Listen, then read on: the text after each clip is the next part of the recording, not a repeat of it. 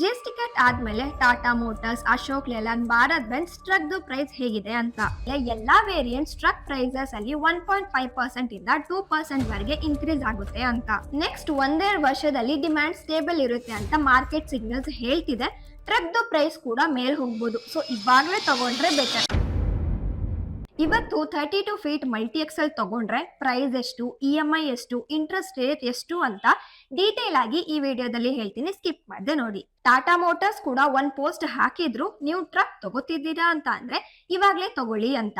ಯಾಕಂದ್ರೆ January 1, 2026 ಆದ್ಮೇಲೆ ಎಲ್ಲಾ ವೇರಿಯಂಟ್ಸ್ ಟ್ರಕ್ ಪ್ರೈಸಸ್ ಅಲ್ಲಿ 1.5% ಇಂದ 2% ವರೆಗೆ ಇನ್ಕ್ರೀಸ್ ಆಗುತ್ತೆ ಅಂತ. Ashok Leyland, Tata Motors, Bharat Benz ಅಲ್ಲಿ ಈಗ ಮಾರ್ಕೆಟ್ ಪ್ರೈಸ್ ಹೇಗಿದೆ ಅಂತ ನೋಡೋಣ. 32 feet multi axle Ashok Leyland 2820, after GST 18% chassis ಅಲ್ಲಿ 29 lakhs, insurance 1,27,869, container plus cabin 3,90,000, registration, road tax plus permit 1,50,000, total 35,67,869.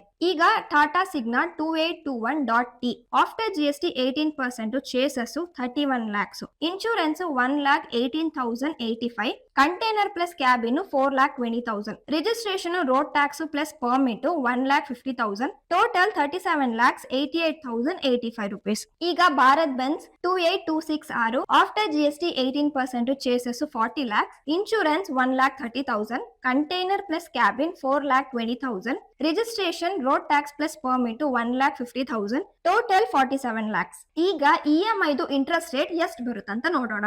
Landing price 36 lakh, down payment 5 lakhs, loan amount 31 lakhs, interest rate 10%, loan tenure 60 months, loan EMI 65,900, total interest 8,54,000. ಈಗ ನೀವು ನಾನು ಯಾವ truck ತಗೋಬೇಕು ಅಂತ ಕೇಳಿದ್ರೆ Ashok Leyland strength.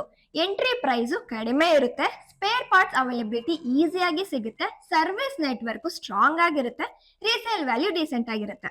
Tata Motors Ashok Layland ನಿಂದ ಸ್ವಲ್ಪ premium price ಅಲ್ಲಿ ಇದೆ, ಆದ್ರೆ ಇದನ್ನ ಕಾಂಪನ್ಸೇಟ್ ಮಾಡೋದು better cabin comfort, space options ಮತ್ತೆ ವೈಡರ್ ವೇರಿಯಂಟ್ ರೇಂಜ್ ಮೂಲಕ.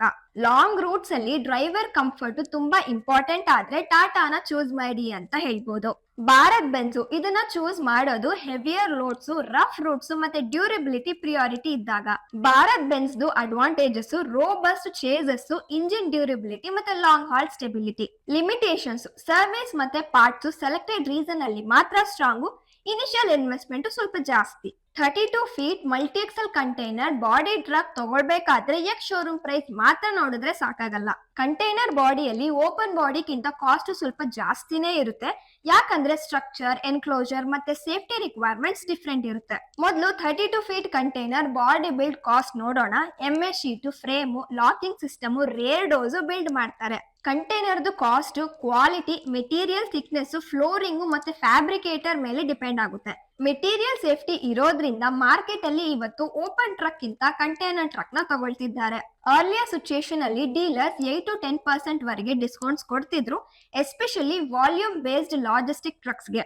GST ಕಟ್ ಆದ್ಮೇಲೆ ಸ್ಟಿಕ್ಕರ್ ಪ್ರೈಸ್ ಕಡಿಮೆ ಆಗಿದೆ, ಆದ್ರೆ ಡಿಸ್ಕೌಂಟ್ಸ್ ತುಂಬಾ ಕಡಿಮೆ ಮಾಡ್ಬಿಟ್ರು.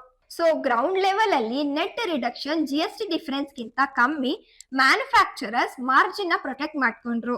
ಆದ್ರೆ ಪ್ರೈಸಿಂಗ್ ಟ್ರಾನ್ಸ್ಪರೆನ್ಸಿ ಇಂಪ್ರೂವ್ ಆಗಿದೆ, ಹಿಡನ್ ಡಿಸ್ಕೌಂಟ್ ಕಮ್ಮಿ ಆಗಿದೆ ಮತ್ತೆ ಪ್ರೈಸ್ ಲಿಸ್ಟ್ ಕ್ಲಿಯರ್ ಆಗಿದೆ. ನೆಕ್ಸ್ಟ್ ಒಂದೆರಡು ವರ್ಷದಲ್ಲಿ ಡಿಮ್ಯಾಂಡ್ ಸ್ಟೇಬಲ್ ಇರುತ್ತೆ ಅಂತ ಮಾರ್ಕೆಟ್ ಸಿಗ್ನಲ್ಸ್ ಹೇಳ್ತಿದೆ. ಟ್ರಕ್ ಪ್ರೈಸ್ ಕೂಡ ಮೇಲ್ ಹೋಗ್ಬೋದು. ಸೊ ಇವಾಗಲೇ ತಗೊಂಡ್ರೆ ಬೆಟರ್. ಈ ವಿಡಿಯೋ ಬಗ್ಗೆ ನಿಮ್ಮ ಅಭಿಪ್ರಾಯವನ್ನು ಕಮೆಂಟ್ ಬಾಕ್ಸ್ ನಲ್ಲಿ ಹೇಳಿ. ಧನ್ಯವಾದಗಳು.